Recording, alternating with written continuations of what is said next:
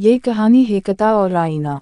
कुत्ता इन दुश्मनों को मारते मारते खुद मर गया जो हकीकत में थे ही नहीं।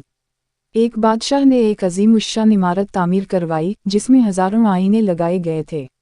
एक मर्तबा एक कुत्ता किसी ना किसी तरह इस इमारत में जा घुसा। रात के वक्त चौकीदार दरवाज़ा बंद करके चला गया, लेकिन कुत्ता इमारत में ही रह गया।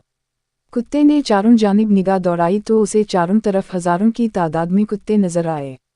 इसे हर आईने में एक कुत्ता दिखाई दे रहा था। इस कुत्ते ने कभी भी अपने आप को इतने दुश्मनों के दरमियान फंसा हुआ नहीं पाया था। अगर एक आध कुत्ता होता तो शायद वो इससे लड़कर जीत सकता था, लेकिन अब की बार इसे अपनी मौत यकीनी नजर आ रही थी, क्योंकि जिस तरफ आंख उठाता उसे कुत्ते ही कुत्ते नजर आते थे। ऊपर नीचे और चारों तरफ कुत्ते ही कुत्ते नजर आ रहे थे। कुत्ते ने भौंककर इन कुत्तों को डराना चाहा तो वो हजारों कुत्ते भी भौंकने लगे, क्योंकि उसके अपने भौंकने की आवाज़ जब सुनसान इमारत में गूंजकर वापस लौटी तो उसे यूं महसूस हवा के हजारों कुत्ते भौंक रहे हैं। इसका रवां रवां कांप उठा। इसने भागने की कोशिश नहीं की क्योंकि वो चारों तरफ से घिर चुका था।